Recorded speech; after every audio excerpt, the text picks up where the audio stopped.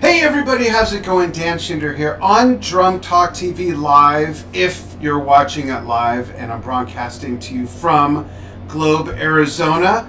I hope you're well. Tell us where you're watching from, and I'm so excited about my guest today, Les Binks, who I have followed for years and years, who's coming to us all the way from London. Les, how are you? I'm fine, Dan. Thank you very much for inviting me on your show. Oh, thank you. I'm very excited to have you on because, like I said during this sort of pre-show chat, I followed the early days of Judas Priest when metal was being born. And folks, tell us where you're watching from. We'll take a few questions. And Les, your first time being on, it's like, oh, there's so much to talk about with such a long career. And instead of going chronologically, I'm going to bounce around a little bit. But I do want to ask you something, starting with an early days question. What was the music scene like, especially in the UK, when you joined Judas Priest for their world tour, which was their first tour where they came to the US as well? But what was it like when metal was sort of, I guess we could say, breaking around that time, right? It was an odd time, really, because it wasn't long before punk happened in the UK around 77. Right. Sex Pistols and all these other punk bands came on the scene. Yeah. And, the people in the record industry thought this is a new thing and this is where we're going to go now, So, well, they forgot one big thing, and that was that the punk band scene was very much a club scene, small venues. Right. They weren't stadium rock, They didn't have a big show that they could put on like a lot of bands do today, Yeah. And it wasn't. Don't forget, America was probably the biggest market for British rock bands. Yeah. And it was important that for a band to be worldwide successful, they had to crack it in America. And one of the things that was so important then was FM radio play in America. Yeah. All these radio stations. Because it was before MTV and all these other things came along, before even the internet. Yeah. So it's a weird thing. I mean, I joined Judas Priest for the Sin After Sin tour, the album Sin After Sin, which Simon Phillips played on. Yeah. Simon did it as a session, studio session, Yeah. and then he was off on tour with, I think, the Jack Bruce band. Yeah. So he couldn't play live with the band. He couldn't tour with them. Yeah. And that was when I was asked to step in. So I had to learn all Simon's drum parts from the Sin After Sin album. Mm-hmm. And we went on. We did a British tour to begin with, and then we went to the States, and that was the band's first American tour. And I think it was on that tour we actually we played a lot of dates with REO Speedwagon,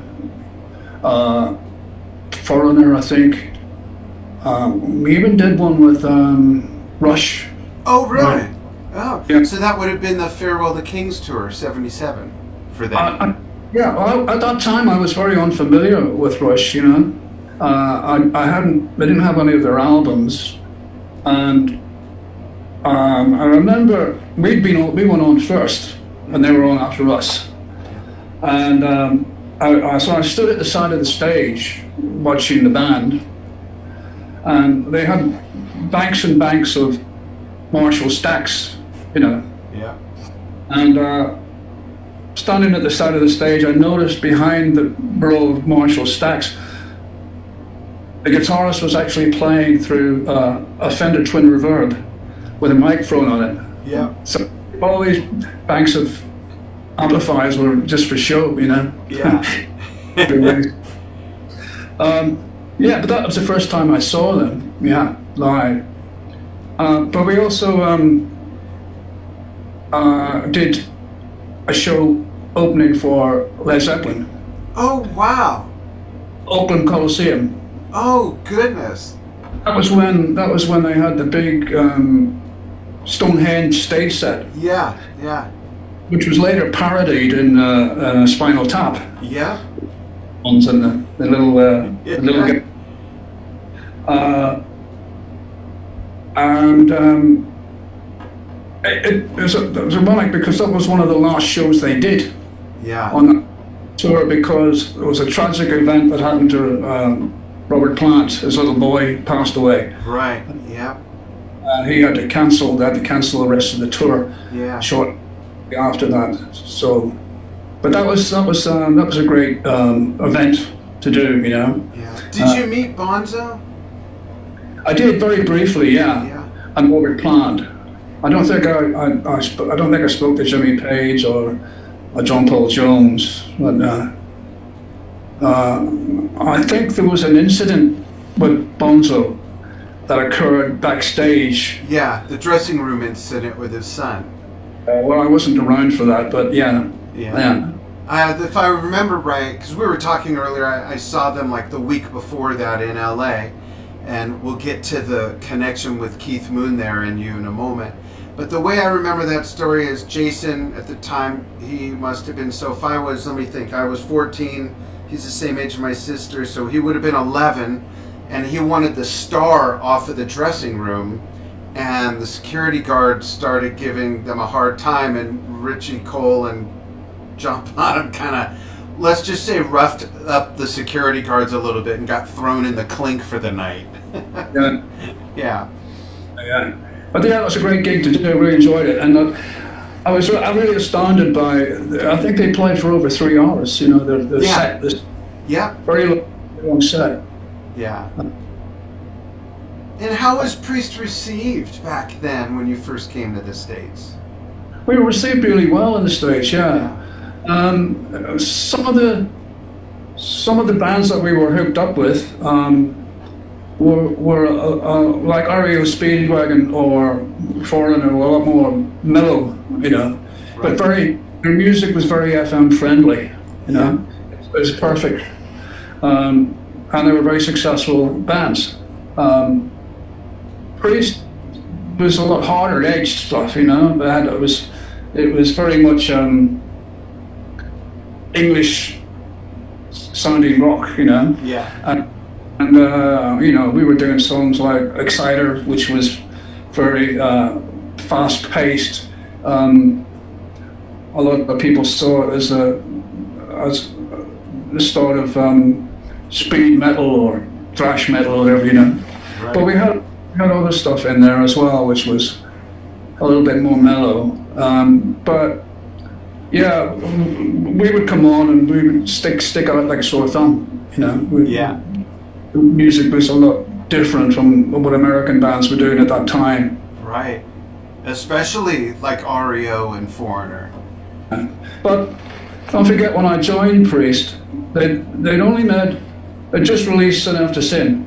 Yeah. And it had 3 different drummers on 3 different albums. Yeah. And the first 2 albums were on a very small record label called Gull Records, you know. And they never made any money off those, you know. They were getting ridiculous amounts of as an advance on the record sales, you know. Right. So it was very hard to put the band on tour and pay all the expenses that go along with that, and they weren't really making any money back then. Yeah. And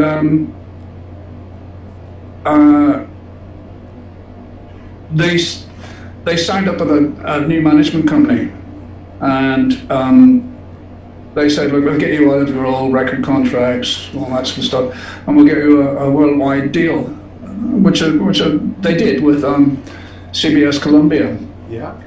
And so the first album for that was Sin After Sin, Mm-hmm. and that had Simon on it. So there were 3 different drummers on each album, on different drummer on each album. Right. And then I came along, and I did the next 3 albums, which was Stained Class.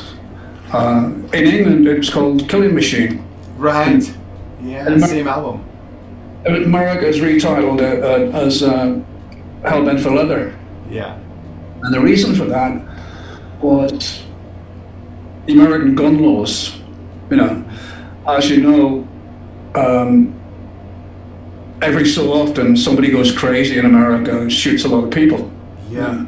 And I think around the time of the album release, there'd been an incident at a school somewhere. Well, somebody went crazy with a gun, you know, and killed a lot of people. Yeah. And I think the record company thought killing was too strong a title to put out at that point in time, you know. And so they took one of the other songs, Hell Bent for Leather, and they changed it to that. But in the UK, it was called Killing Machine. Yeah. So you can get a different version of it. And then I did the live one in Japan, which was Unleashed in the East, you know. Yeah. Yeah. That's so awesome. that was good, because we toured Japan quite a few times. And we went back to the States again, did some more shows there as well. So I always loved playing America because I think America was one of the first places to really take musicians as a career choice seriously. Yeah. You know, okay, people would say, "Well, what's your day job?" You know, right? They didn't think that being a musician was a credible way of earning a living. You know. Yeah. America invented stadium rock. Yeah. They had the big venues, which were all very professionally run, you know. Yeah. It was, you know, good fun to do. That's awesome. Folks, if you're just joining us, I'm Dan Shinder with Les Binks, who was with Judas Priest from 77 to 79. We're going to talk about some other things, wonderful things that he's done as well. You mentioned Exciter a moment ago, so I want to pull up a clip real quickly, and let's show that. And what's cool about this, folks, is it's the most important part of the song. It's a drum cam. So this is with his band Les Binks, Priesthood, and you mainly just hear the drums. If you listen carefully, you can hear the other musicians as well. But I'm going to play a little bit of this, and then Les is going to share a Keith Moon story from when he met him way back when. So check this out.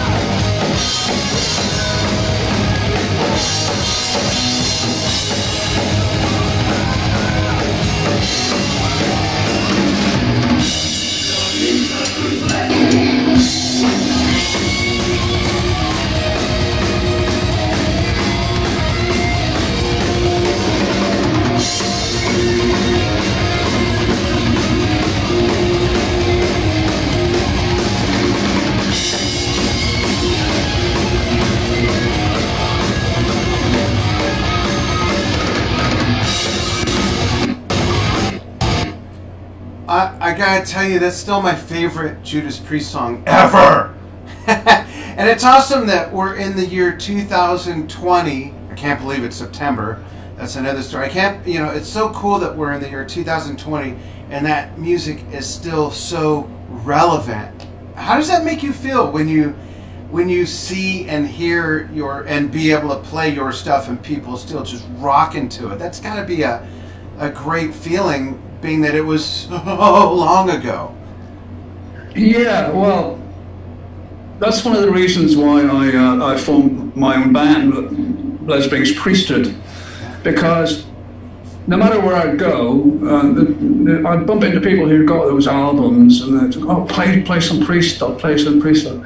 So I thought, well, why not do that? Why just play the stuff that I was directly involved with, the stuff that I played when I was in the band? Right. And I had to find the right musicians, to work with. So it took me a while to get people together, and we were asked to do a show.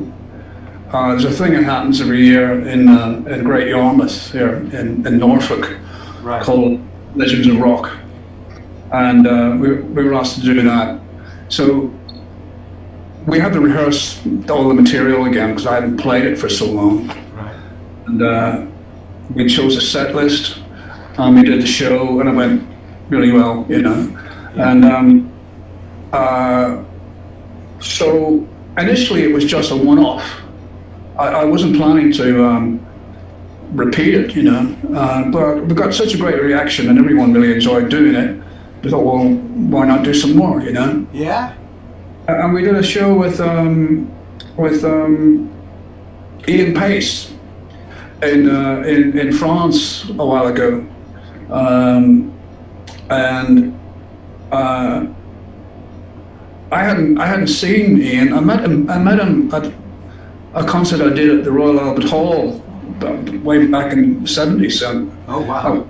It was with Roger Glover and friends, and Yeah. that was an album I did for Roger called The Butterfly Ball. Yeah, I was going to ask you about that. We'll definitely get to that. And after the show, Ian came backstage to the dressing room, and that was the first time I had met him. And Ian, I've always been a big fan of Ian Pace, I always liked his approach to playing with Purple, Yeah. And they were kind of one of my favorite bands in that era. Mm-hmm. So I haven't seen him since then, way back then, So it was good to catch up with him for a bit, And he'd been a little bit unwell, I think, for a while, which seems to have made a good recovery from. And he has a little band that he works with when he's not touring with Purple, and they're called Perpendicular. Yes. It's doing all the same stuff, doing all the Deep Purple stuff, Yeah. So he likes to. He says he doesn't like staying at home practicing. Yeah. He'd rather making contact with his fans and stuff. So I can see his point of view. He's still very active, and it's great to see him out there. He's come on the show a couple times. I've been lucky enough to meet with him in person both times. Once in Phoenix, the first time in Vegas, and he was also a huge influence on my music. And you talk about such a tight rhythm section, and stuff that him and Roger have done over the years has just been amazing. It's just a great example, another great example of what a bass player and drummer, need to be doing together. There's like a handful of drummer and bass player matchups where you go, if you just want the best example, just go listen to this for a month, and you'll figure it out, hopefully. They're just a perfect example of that. Yeah. Tell us about working, and then we'll get to Keith Moon, but tell us first, since we brought it up, about working with Roger Glover. This was before you joined Judas Priest, right? That's right, yeah. I kind of was a little bit directly through Roger that we made a connection, because Roger had been asked to produce Sin After Sin. Right. They did a record producer, and they hired Roger to produce the album. And I think they still had a drummer at the time. Mm-hmm. But for some reason, Roger didn't think he worked out very well or something along those lines. So he suggested bringing in Simon Phillips to do the album. And when, of course, Simon couldn't go on tour with them because he had other commitments, it was just a studio session for him. Yeah. They were back to square one. They had, well, we've got tour lined up to promote this album, but no drummer. Crazy. And so they went back to Roger again, and he recommended me. And so I met up with the guys, and we had a blast together, and it all went from there, you know. Yeah. And I know you've played with KK Downing. Have you stayed in touch with any of the other guys since? I'm in touch with Richie Faulkner. Yeah. He's the guy who replaced KK. Right. Because I worked with Richie long before he ever joined Priest, you know. Mm-hmm. We did a lot of gigs together, Yeah. in London and around surrounding areas, you know. And so I met him when he was only about 21, 22. Oh, wow. And he was playing phenomenally well then, you know. Everyone was knocked out with him, you know. Yeah. And funny enough, the band that I was working with him had Davey Rimmer on bass, who's the bass player now with Uriah Heep. Yeah. He was on bass, and I brought in another guitar player called Pete Friesen, who was with Alice Cooper's band. Right. Canadian guy, lives in the UK, and he also was with a band called The Almighty. Mm-hmm. I don't know if you've heard of The Almighty. And so with the two guitarists, him and Richie, and it was actually after KK left, they had the Epitaph tour set up, the Epitaph tour, and it was a whole year of worldwide touring. Yeah. And suddenly they were minus a guitarist. So somebody must have recommended Pete Friesen. Mm-hmm. And Pete got a call from their management saying, would he be interested in joining Judas Priest? And it was bad timing for him because he is married to an English girl, and they were just about to have their first baby. Oh.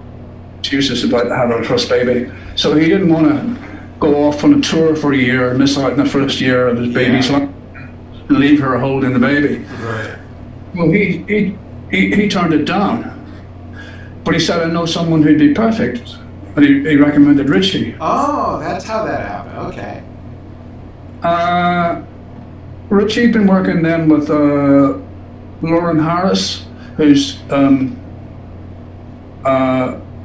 bass player with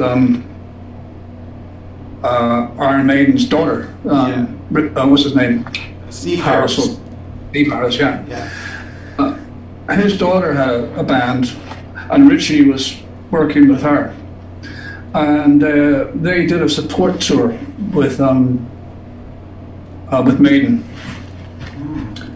And anyway, Richie got he got an email, I think, from Judas Priest management asking if he'd be interested in auditioning for the band, joining the band.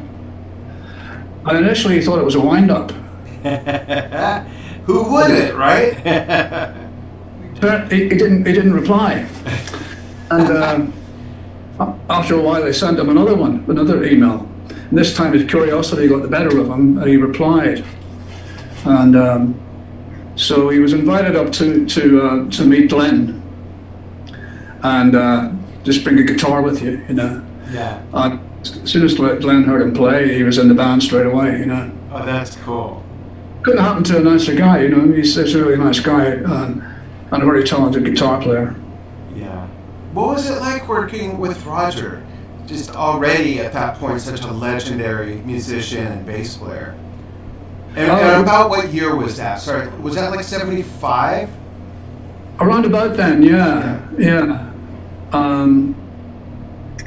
We recorded that album at Kingsway Studios, which was owned by singer with Ian Gillan. Ian, yeah. So Roger was a dream to work with. He's such a nice guy, very mellow guy, Yeah. very polite, and courteous guy to deal with. And he wasn't in Purple at the time because he'd had a difficulty, shall we say, with Richie Blackmore. Yeah, and then that's when Glenn Hughes and David Coverdale came into the picture. That's funny enough, Glenn Hughes was actually involved in that album too. Oh, yeah. And he sang one of the songs when we did the Royal Albert Hall concert. But we had Ian Gillan sang one of the songs as well. We had David Coverdale. So we had John Lord on keyboards, as well. Amazing. So we had a lot of the guys from Purple involved in that project. Yeah.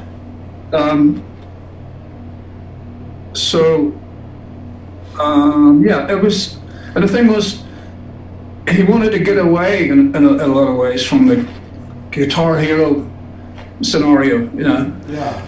A lot of keyboards on that album, synthesizers, and Roger plays a lot of the synths on it, and funny enough, he didn't play bass on much of it. We had another guy on bass, we had a guy called Mo Foster, and I was in a band called Fancy at the time. Right. We were signed to Atlantic Records, and so the nucleus of that band formed the rhythm section for Butterfly Ball album for Roger, and we did the concert as well. Oh, that's cool. So it was Mo Foster on bass and Ray Fennick on guitar, who later joined the Ian Gillan band. Oh, yeah. Yes. It was two bands. The first one was the Ian Gillan band, and then it was just Gillan. Right. Excuse me. Gosh, I remember when those albums came out. It seems like just months ago. Where does the time go? It's crazy.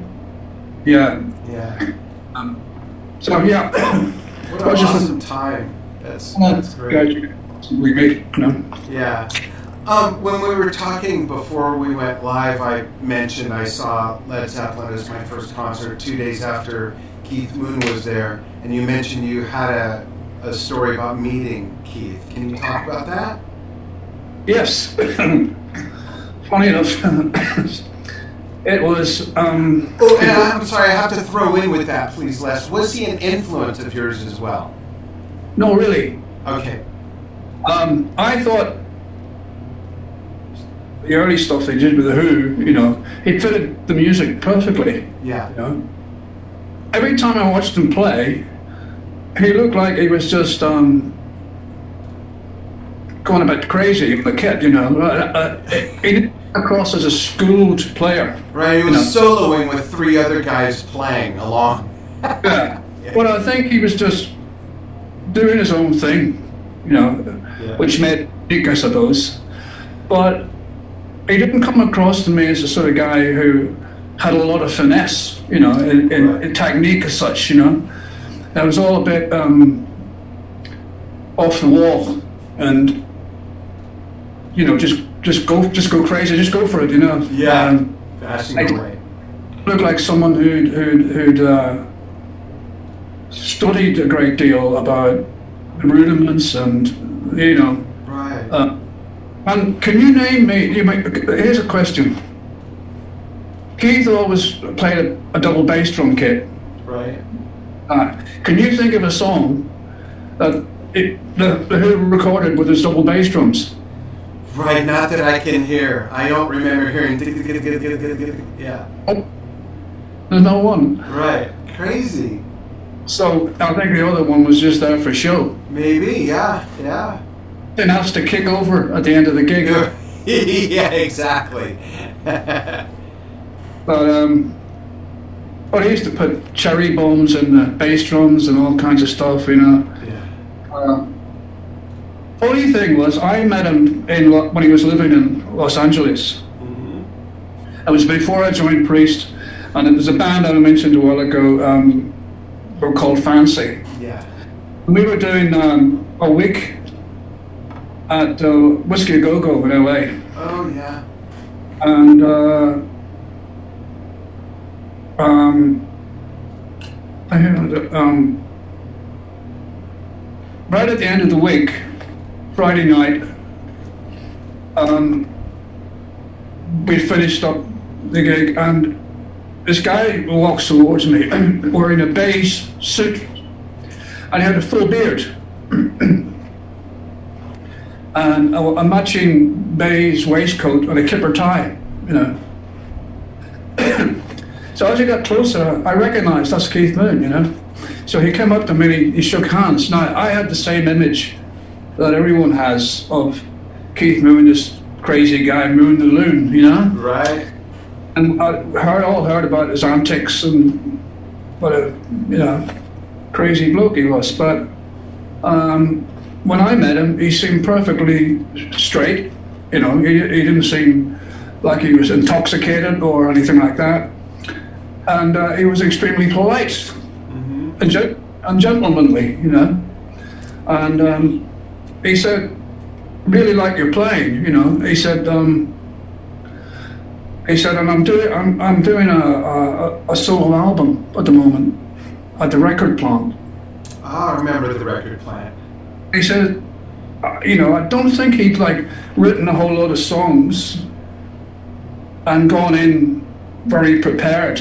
Right. Because in those days, there was a lot more money flying around in the record industry. Yeah. And bands could go in and spend months and years in the studio. Creating. Yeah. So he said, it's all very loose. And he said, I'm just inviting friends, you know, people, musician friends, and down to the studio and spontaneously see what comes out, you know.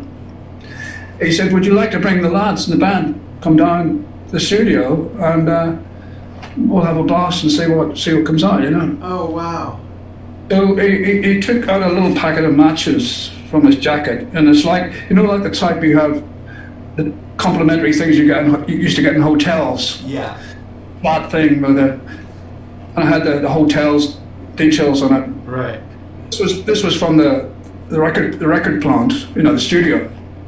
So it had the phone number on it and their address and everything. So he said, I'll be at the studio tomorrow around midday, you know. He said, give me a call. So I phoned up, and I said, could I speak to Mr. Moon, please? You know, an American dude answered the phone. He said, he's just popped out for a while. He said, leave your number, I'll get him to call you back, you know.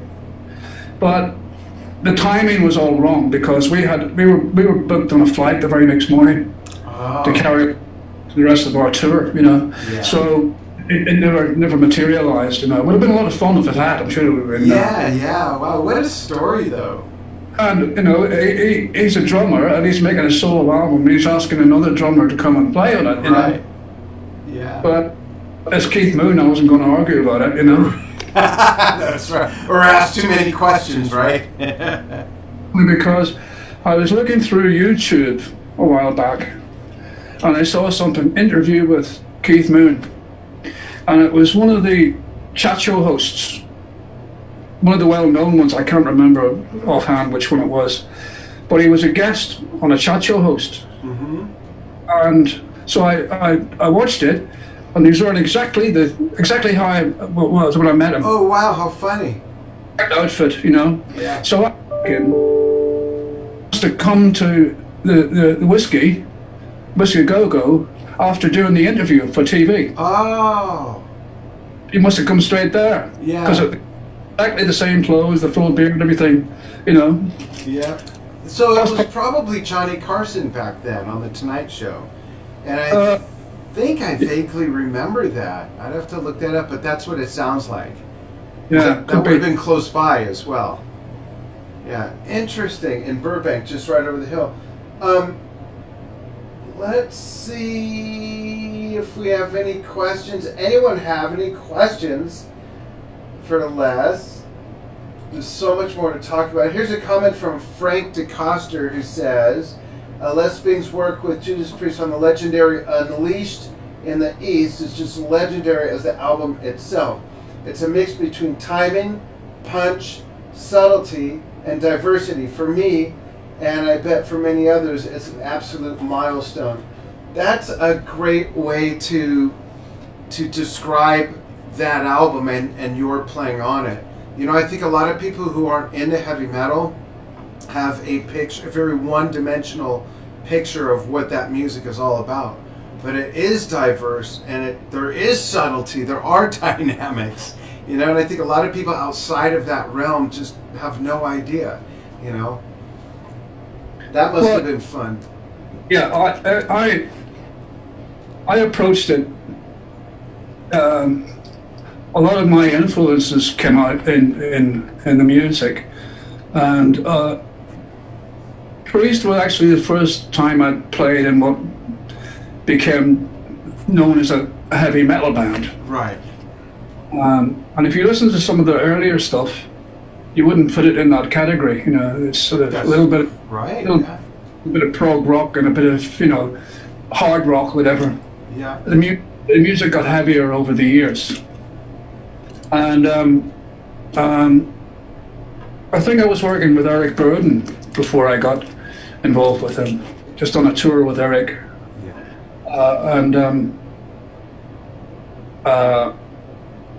So, I mean, I was quite influenced by bands like Mahavishnu Orchestra with Billy Cobham. Wow. And also Return to Forever, Chick Corea's Return to Forever. Oh yeah, with Lenny White. Oh. And I actually listened to an awful lot of American drummers, you know, and you know, so there was little elements of those, little elements of jazz fusion, in sprinkled throughout, you know. I've always tried to use a little bit of finesse in my playing and use dynamics, you know. Yeah. There's a lot of drummers that just play on one level. Yeah. You know, you know, and I like to use dynamics and bring it up and down, that sort of thing. Yeah. Oh, it works so well with the music. Yeah. And the fans in Japan, I mean, what a great energy vibe to work off of to record a live album, right? They're just so fanatical there. Well, there's a bit of a negative side to that, because it was over that album that I ended up leaving the band. Yeah. Right? Because, as I said, Simon worked with him as a session drummer, and I got involved on a session level, so I wasn't contracted to the record company. Right. And when we went into the studio, I would sit down with their manager, and I would negotiate a fee for that record. Mm-hmm. And when we went to Japan, I think it was our second tour of Japan, and I just had an endorsement with Pearl Drums at the time, and they just delivered a new set of drums to the venue that we were playing at, and my drum tech and I went down to the venue in the early afternoon to get the kit set up for the very first time, and I had to tune all the drums, and some of the pedals were new. They brought out whole new pedals, right, which I had to get used to very quick. And normally there'd be a small hole in the front reso head at the front. Right, the bass drum. Yeah. Yeah. But it took the time to do that, you know. So I put some damping inside the bass drums, but I still had the complete front head on, you know. And so the bass drums just mic'd up from the from the front of the head? Yeah. Yeah. And later on I cut some holes, but when that album was recorded, there's no holes in the front heads.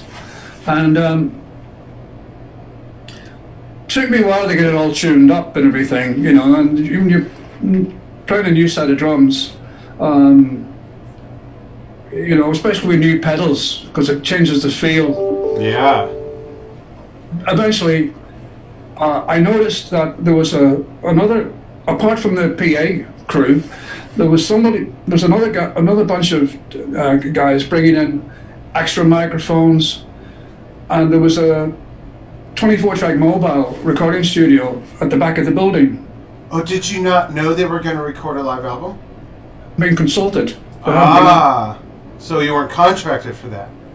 No. Oh, no. Wow.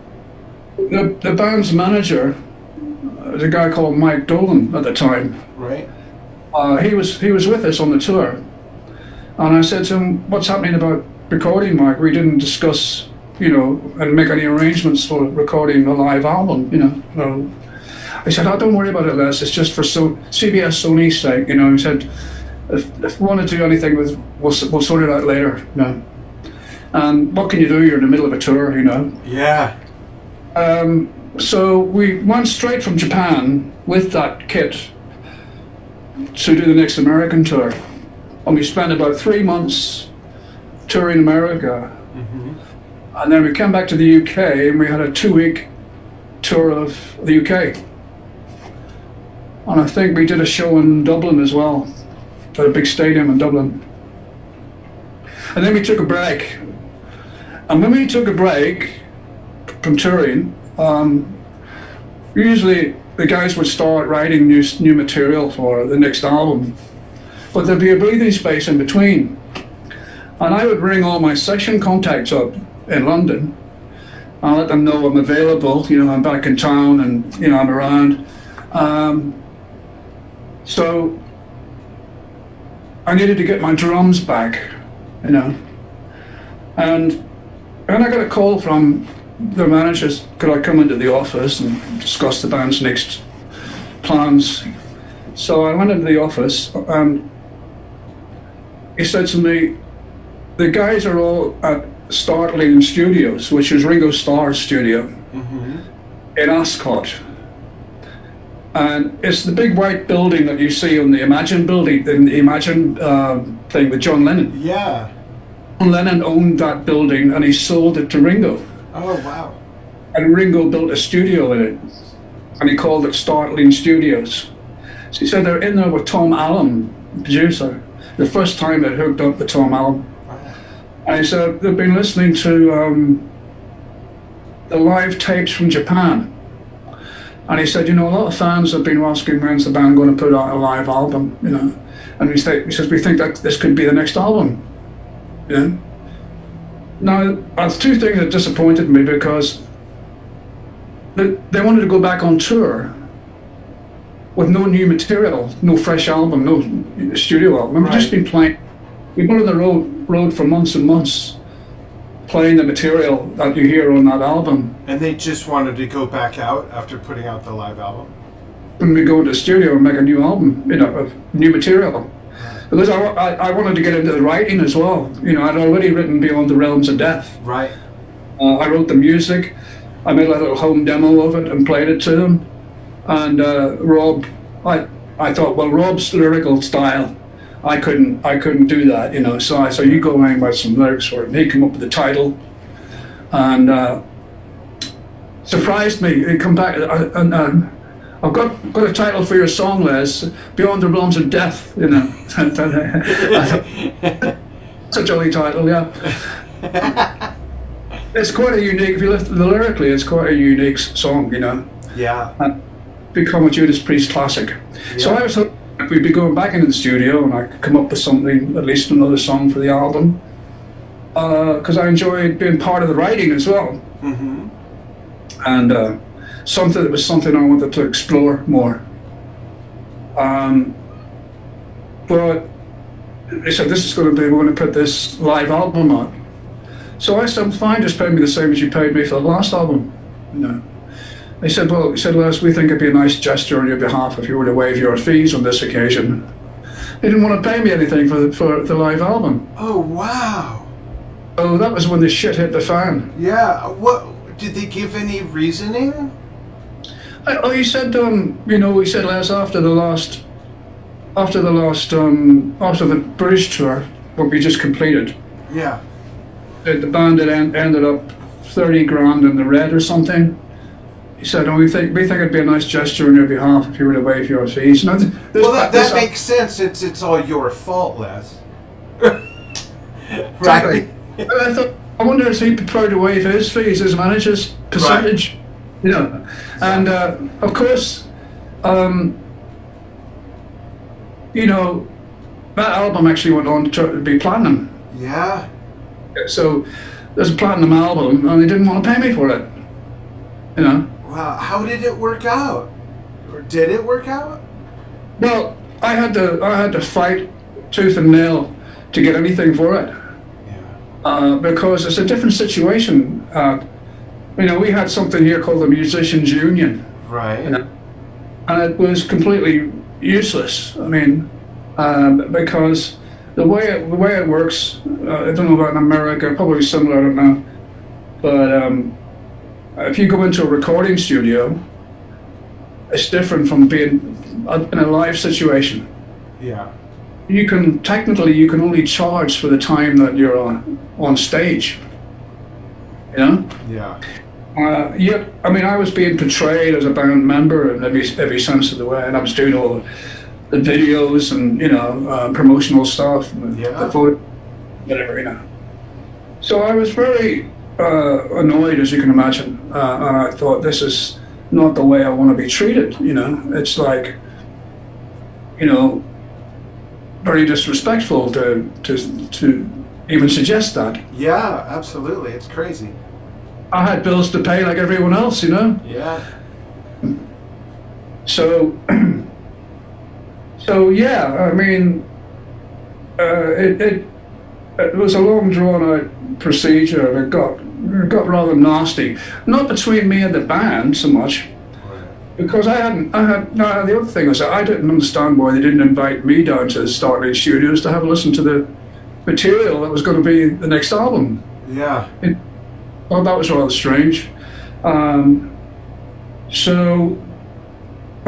know, nobody in the band contacted me and said, because it's before everybody had cell phones. Yeah.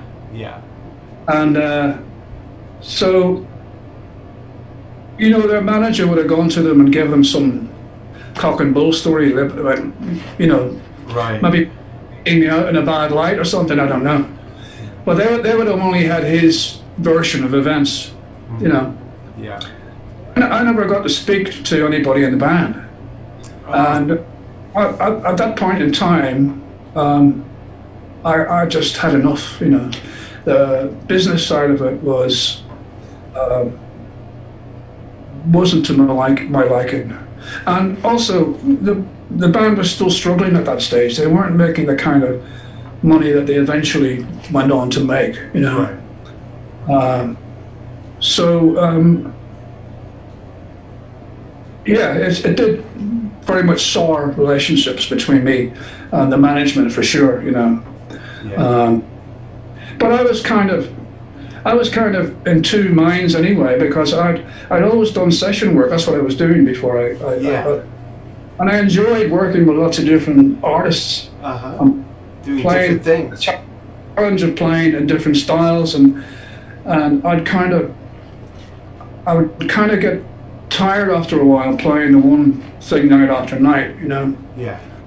And the idea of going back on tour and playing all the same material from the last tour, appealed much, you know. I'd have been much more keen on going back into the studio and making a fresh album. Right. But anyway, that's all history now. Yeah. Well, thanks for sharing that. And folks, I'm going to. I got a question that I'm going to read, and I'm also going to play a brief clip of a drum solo by Les, which we're also going to post later in the week with a link to this interview, so that in case you missed it, you can still watch the whole thing. But Laura Ann has a question, and we've only got a few minutes left, and I have one special question for you as well. But Laura Ann asks, how was it recording an album with KK again? Great. You know, Did you guys just like sync right up from the beginning when you started playing together? It did, yeah. I mean, the show we did in in Wolverhampton at KK Steel Mill. We had David Ellison, of course, on bass. Yeah. It was nice to work with David.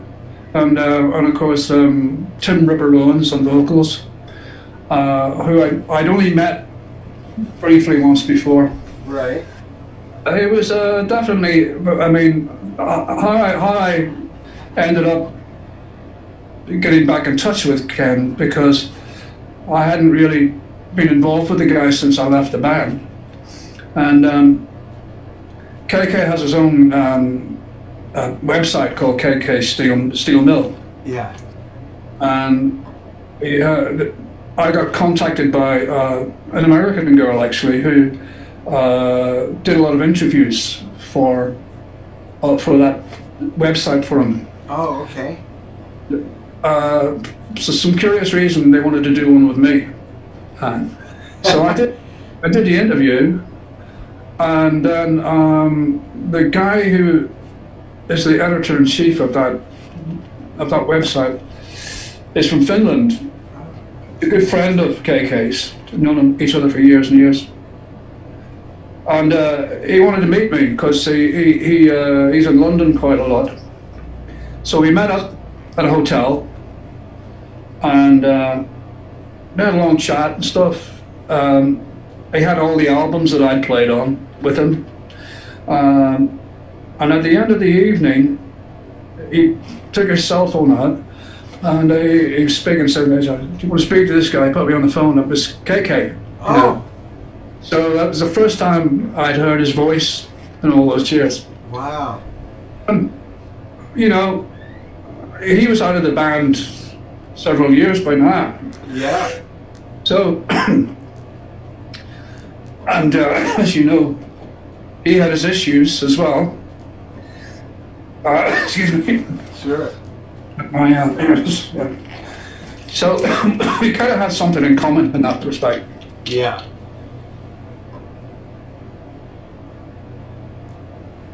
So we decided to meet up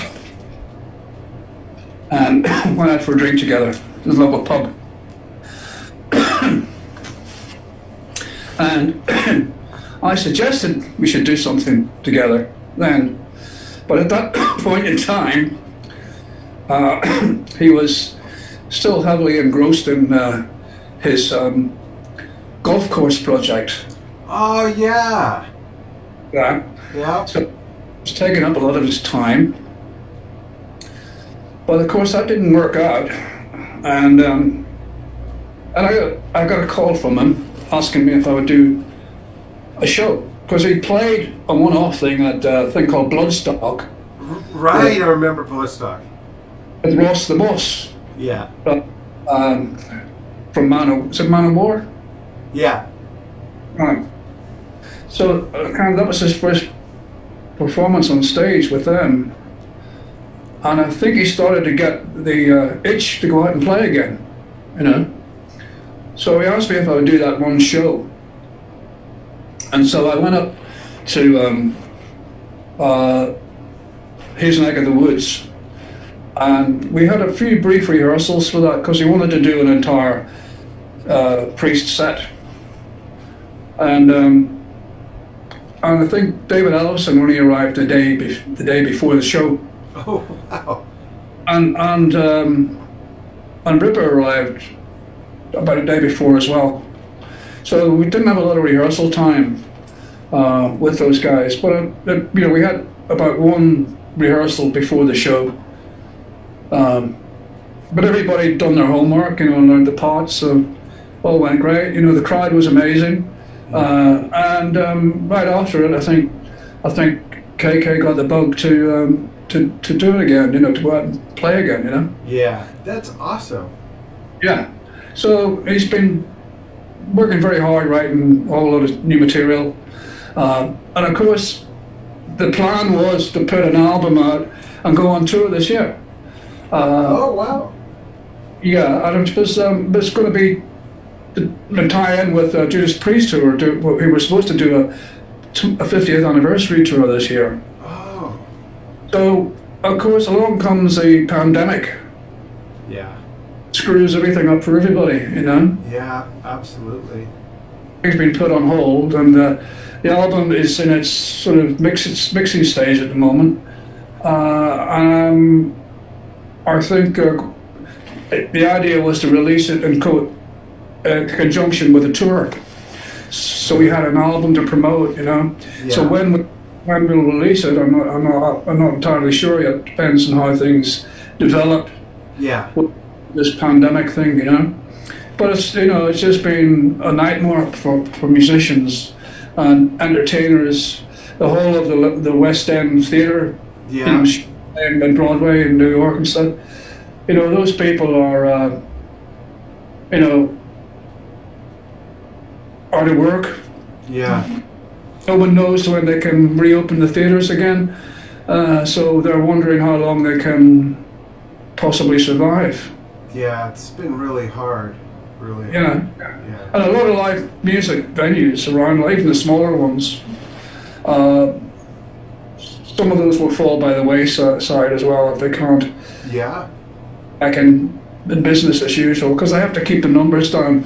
You know, they have to keep the crowd down. They can't have a capacity audience anymore, which Right. means that they're not gonna make as much money. Yeah, and they won't be able to pay their bills to stay open.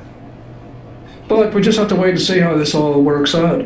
Yeah, absolutely. Also, another nice comment from Jay Crawford. Thanks, Jay. It says, "Unleashed effing rules."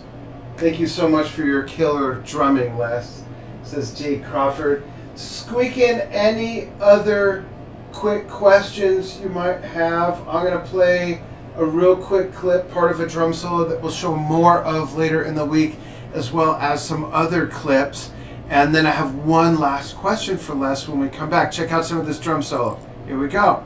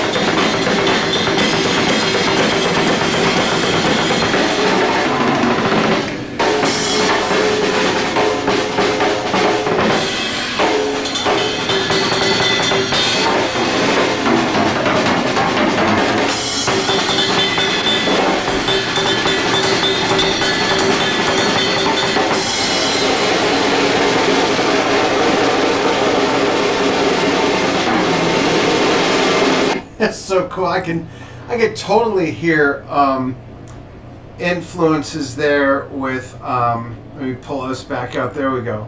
Where are we? There we go. I can totally hear the influences of Billy Cobham and Lenny White in some of that solo. And it's so cool. You know, that's one of the takeaways, folks, whether you're a drummer, guitar player, bass player, accordion player, trumpet player, whatever, is one of the things I love about doing these interviews is often when we as musicians have someone we've been following for years, I think it's sometimes almost a little too easy to put them in a box. And this guy or this girl plays this kind of music, so it must be everything that they've ever listened to. But when we dig behind our hero's curtain and we find out that, like, Les Binks of Judas Priest was into Lenny White of Return to Forever and Billy Cobham of Mahavishnu Orchestra, it's important to learn where their influences and their playing came from, and that's why digging back in time is so important. So I appreciate you sharing that stuff. I have actually two last questions. The first one is, on that note, other than the fusion and that jazz stuff, is there anything today, Les, that you listen to and admire that people might be surprised? Like maybe your guilty pleasure music. So for instance, myself, I love metal. I love Zeppelin, Deep Purple, Queen, prog rock. I love ELP, Yes, Genesis, all that stuff. But I also like Liza Minnelli, and I like Lady Gaga, and I like Amy Winehouse's music, which, you know, if you knew what I mainly played and Rush and all that stuff, you wouldn't think of that. Is there something like that that you listen to or admire that people might be surprised to learn? Well, first of all, let me just say that if you're doing session work, if you're a session musician, you have to be very versatile, you know, and so you have to listen to a lot of different musical genres, because that's where you get the influences from. So if you hear something, you think, oh, that sounds a bit like something you're familiar with, and you know what type of approach that needs and what type of drumming that is required. Because it's always, I've always wanted to play for the song, you know, and if it requires a very simplistic beat to be most effective, then that's what I'll do, you know. If it requires a lot more than that, you know, from a drumming point of view, then that's what I'll throw in everything but the kitchen sink, you know. Right. But I think I would always advise drummers in particular to learn a melodic instrument as well. Absolutely. You play guitar. I play a little bit of guitar. I'm not a great guitar player, but I know enough chords and stuff to get by. Yeah. To compose on, you know. Yeah, and to understand the structure of music and melody and all those things. A keyboard as well, but I'm not a great keyboard player. So it helps you. For a start off, you should be able to, think about someone like Phil Collins, you know. Yeah. Collins wrote, he's a songwriter, you know, a fantastic drummer. I love his drumming, you know. Yeah. And he did some albums with a band called Brand X. Yes. I love Brand X. That was very fusion influenced, you know. It was a British fusion band in the vein of Return to Forever, Mahavishnu and all that stuff. And he plays great drums on those, you know. Yeah. Those albums. Yeah, so he's also a huge R&B. His roots are in R&B, black R&B music. He's singing as well, and he's you know, and that's why he's been so successful, you know, outside business. So it's always good for drummers to learn a melodic instrument, to get them into thinking about composing and how the other musicians function as well, you know. Yeah, absolutely. So, and also to listen to a lot of different styles of music. I've always thought there's only two types of music, good and bad, you know, and I've never been a big country music fan, you know. Yeah. But, you know, I have a lot of admiration for the likes of Dolly Parton, you know, she's a wonderful lady, she's written some great songs, and there are certain people in that genre that I have respect for, you know, but I wouldn't want to be a country drummer, it wouldn't be, you know. But the more music, the wider the spectrum of music that you listen to, the wider your own vocabulary is in music, you know.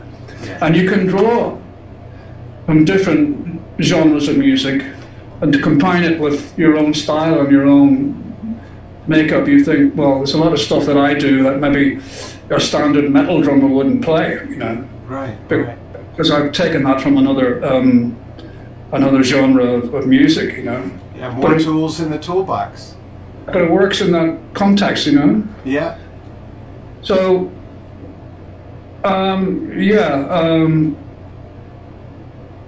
that's my advice anyway to drummers, you know, to try and widen your musical influences as much as possible. So a lot of musicians, there's some people who just listen to one style of music, you know, and have no appreciation for a lot of great things out there, you know.